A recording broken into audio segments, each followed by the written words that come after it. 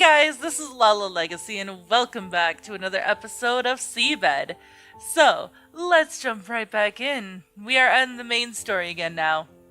Narasaki passed by the road leading to the library. I left the cafeteria and followed her, eventually finding an incinerator just before the exit to the mountain path. Narasaki stood in front of it with her back turned to me. I took a slow step forward, trying not to alert her. However, I ended up stepping on a dry tree twig. It cracked loudly under my foot. Hey! She turned around and took one hand out of her pocket to greet me. I continued toward Narasaki, while all the twigs and withered leaves popped and cracked under my feet. I wanted to surprise you, but it's impossible on a road like this. Narasaki's usually sleepy-looking eyes slightly widened. I don't recall you to be the type to pull cute little pranks. Hey, even I can enjoy stuff like that when I'm in a good mood. Oh? Narasaki smiled. I lined up next to her and looked at the incinerator.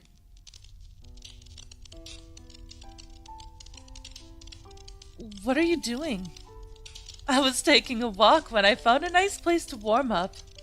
The temperature really dropped down this morning, didn't it? Indeed. Crimson light illuminated her from behind. The tongues of the flames danced wildly within the central hole of the incinerator. Narasaki's red locks, swaying in the hot wind, looked almost like they were on fire. I was reading the bird encyclopedia and felt like trying to find some specimens in the wild, so I went out into the forest. You wouldn't believe how cold it was. Still, the fog covering the area lent to the scenery an alluring otherworldly quality. Did you find your birds in the end? I heard all sorts of chirping, but I could only spot a few through the fog. The best one was a scaly thrush, sitting on the stem of a wintersweet. That was quite a charming sight. That sounds nice. I'd love to see that too. Better wear a thicker coat then. The forest's freezing in the morning. Noted. Narasaki was right. I could already feel the cold wind robbing me of heat. I took a step forward, gazing at the dancing flames in the incinerator's mouth. I glanced at Narasaki, spotting a stain of soot or perhaps dirt on her face. Upon taking a closer look, I realized that the sleeves of her white coat were covered in dirt too. How far did you go? I got up pretty early, so I must have wandered quite far into the woods. After I pointed out the stain on her face, she brushed it off with her hand. I suppose you never were one to show restraint. I got a sudden job request, so I'm leaving in the evening. It's not every day I can come so deep into the mountains, so I figured I'd experience as much of this place as possible to make sure I wouldn't regret it later. Well, that was certainly sudden. That's how jobs work. I suppose so. What's your plan for me?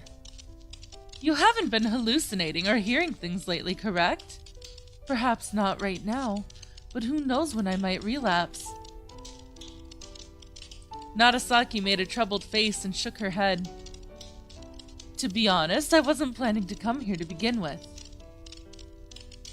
For one, you seemed to be getting better, but there was also the possibility that I myself could end up facilitating your hallucinations. Nonetheless, if something does happen, don't be afraid to turn to the people here for help. Nanai will understand, and it seems like Lily actually has experience with your kind of condition. As for Kozue, she will lend you an ear at least. She might be little, but she's smart. They're all on your side. Narasaki threw the dry twig she'd been holding into the incinerator. There was a low pop, and a trace of ash burst into the air. Well, I guess I'll survive.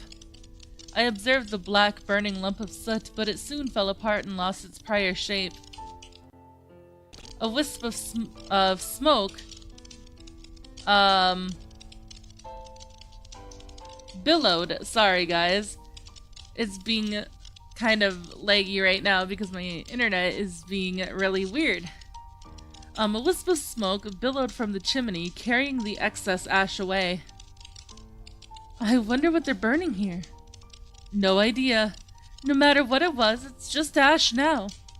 That's a sad way to put it. Not really. Ash rises into the air and melts with clouds, only to return to the earth with rain. It fertilizes the ground and gives birth to plants. And eventually, those plants get digested by animals and turn into meat. There are lots of things you can do, even after you become ash. So you can still return to life even from that state? I wonder if I could return to being myself after traveling all over the world as ash. That'd be another person at this point. It'd be interesting if they'd retained your personality, but they wouldn't know me, and I wouldn't know them. Narasaki smiled as she gazed in front of her. The human body has about 60 trillion cells, and they keep dying and being replaced by fresh ones. The cells in the head have a somewhat longer lifespan, but they all get replaced within a year or so as well. If you look at it like that, you're no longer the same person you were a year ago. We both chuckled. No one would notice, though. No one would notice, though. Narasaki replied with a smile. We then spent some time silently gazing at the flames and their prey in the incinerator. I think we should head back. We might catch a cold out here. Narasaki most likely noticed me rubbing my arms. Okay, I said and returned to the mansion with her. That was a little ominous. Ooh, is this foreshadowing? After a couple of steps, I turned behind to look at the incinerator again. What's wrong? Narasaki, who had been walking in front of me, also turned around. I felt like something had pricked my heart. It was a very faint feeling, but I was certain it wasn't just my imagination. I focused on the sensation, trying to submerge myself into the darker corner of my mind, where the answer most likely lay, but couldn't quite succeed. I came to when Narasaki placed her hand on my shoulder. Did you remember something bad? After touching my face to confirm my expression, I shook my head. Why do you ask? Because you look a little pale. Really? I began walking toward the inner yard with Narasaki trailing behind me. Speaking of which, you two are planning to make a rest area in here, aren't you? Asked Narasaki as we reached the lobby. Nanai wants to use this corner for it. You sure there's enough space? It's not like that many people come here, at least according to Nanai. Besides, this place is more atmospheric when it's a bit cramped. Really? Well, I'm not really an expert on artistic things, so I wouldn't know.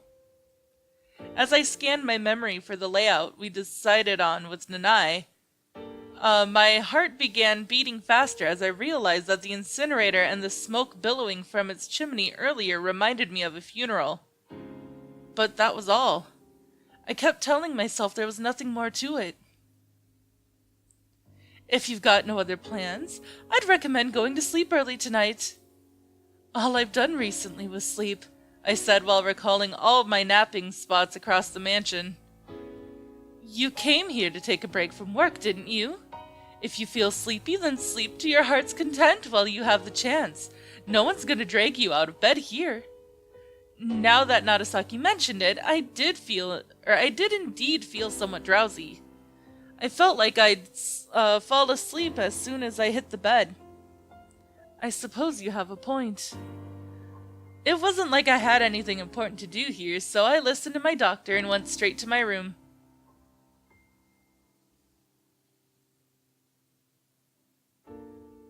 Narasaki climbed the stairs and walked down the corridor with me, almost like some kind of bodyguard. The warm air caressed my chilled body as I opened the door. It was much warmer than I thought, so I glanced at the heater, but it was off. I hung my coat on the back of the chair and sat down on the bed. Narasaki closed the curtains and began fiddling with the heater, trying to set the most comfortable temperature. I lay down on the bed, closed my eyes, then opened them again to look at Narasaki. She was on her way to leave the room. I addressed her back, making her turn around. I wanted to thank her, but I wasn't entirely sure what for. You want me to stay by your side until you fall asleep? Narasaki returned and sat down in the chair.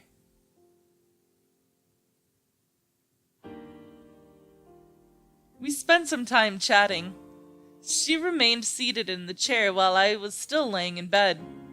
Her voice relaxed me. You need imagination for that kind of work.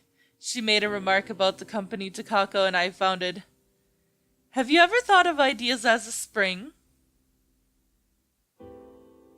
Not really. But I remember Takako saying something along those lines. She likened them to a well, though.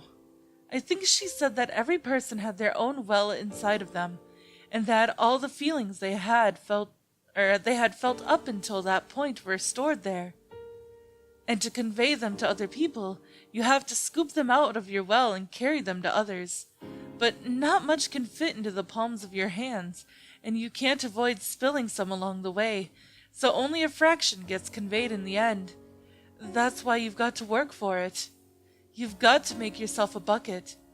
Words, music, and pictures are manifestations in the real world.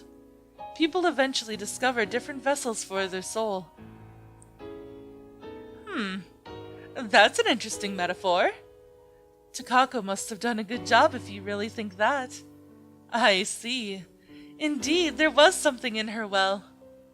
And you were truly in love with her. Where did that come from? You always cheer up when you start talking about her. Really? I was asleep before I realized it, and likely due to how often I'd slept during the day, I had yet another dream. I, as a little child, was in a small round room. There were countless familiar-looking toys scattered on the floor. Someone was waiting for me by the door. Beyond it was a special waterway built by that person. Narasaki was already gone when I opened my eyes. I glanced at the door and remembered how she left. I'm glad I have someone like you to rely on, I said, still on the bed. No one truly cares about me now that Takako's gone. Hey, you've got plenty of friends in the office. Yes, but it's different when you've known someone for most of your life. When I'm talking with you, I always feel like I've returned to the past. Is that so? Narasaki broke our gaze. She smiled and wished me good night. I did the same and the door closed.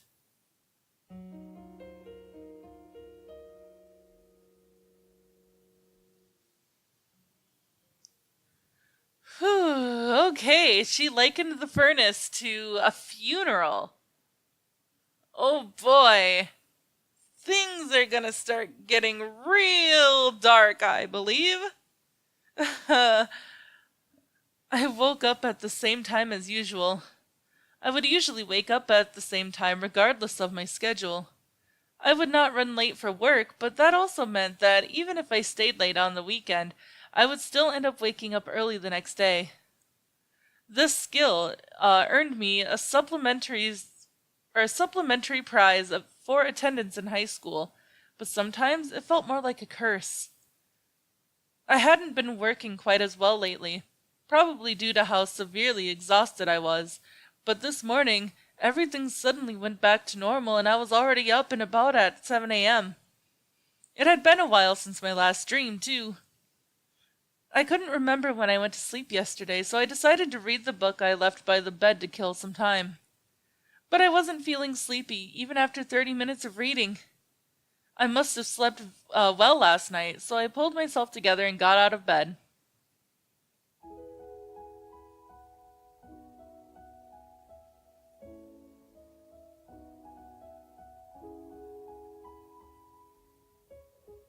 I passed by the flower beds in the inner yard and circled around the building to see Kozue standing among the bamboo trees by the stone fence. She kept looking at both the ground and a piece of paper in her hand.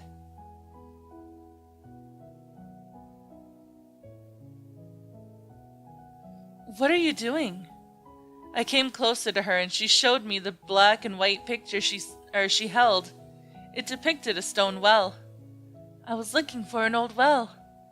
There stood an ancient-looking moss-covered well in front of us. I peeked down into it, seeing only muddy water. Looks like you found it. Yeah. Do you know how old that picture is? It was taken 6 years ago.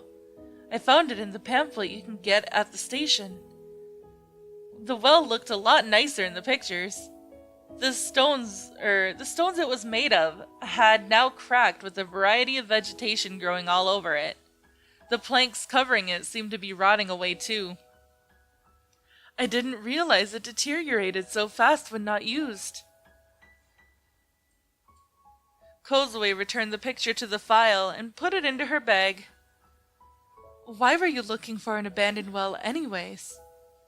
I thought I could find a ghost here. The area was surrounded by buildings and woods, keeping it perpetually shaded. I could almost believe one would meet a ghost or two here at night. I heard the cry of a bird from the direction of the inner yard.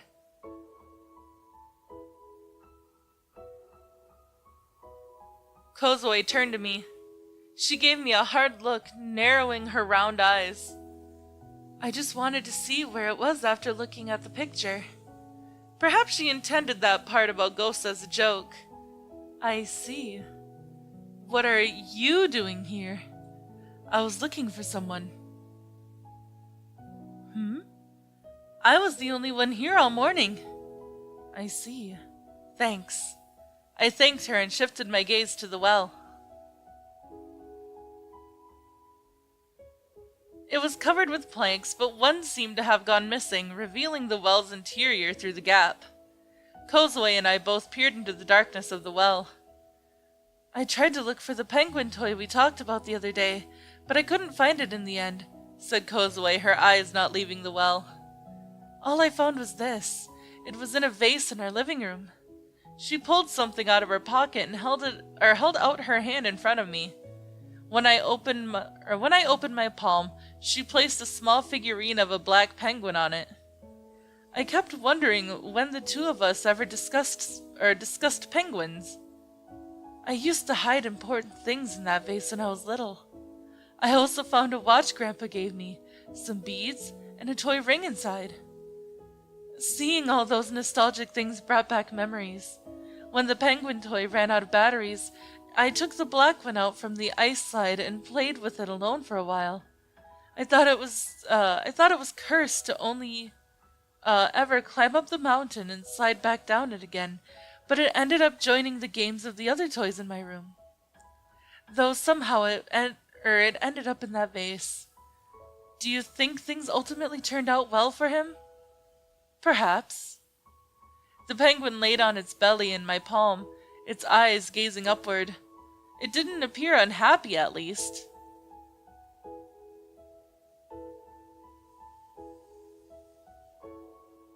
You can have it, said Kozue. Isn't it important for you, though? Oh, don't sweat it. I'm too old to be playing with things like that anyway. And you'll be leaving soon, right? It can be something to remind you of this trip. Of course, you could throw it away if you don't want it. I couldn't help feeling surprised. Her giving me a present like that probably meant she didn't want me to forget her. I was under the impression she wasn't all that interested in other people and preferred to stay away from this kind of relationship, but perhaps I was wrong. Thank you. I'll make sure to take good care of it. Kozue pulled her left sleeve up and looked at the watch on her exposed wrist while I slid the penguin into the pocket of my jacket. I'm meeting Lily's architect friend today. After spending so much time researching this mansion, I guess I ended up being interested in the person who actually built it. Oh, that's a good idea. They might not be all that welcoming of the idea, though. I wouldn't be so sure of that. It's actually pretty refreshing to have someone younger be interested in your work. I hope that's true. Kozue stole another glance at the well, then turned towards the path she had come from. I'll be on my way now. Where is Lily waiting for you? In front of the mansion. We can go together then. There was no path in the woods beyond the well, so I joined Kozue and turned back toward the way I'd come from. But that is all the time that I have for this episode, guys. So, if you liked it, please give it a big thumbs up down below, and if you haven't already, subscribe.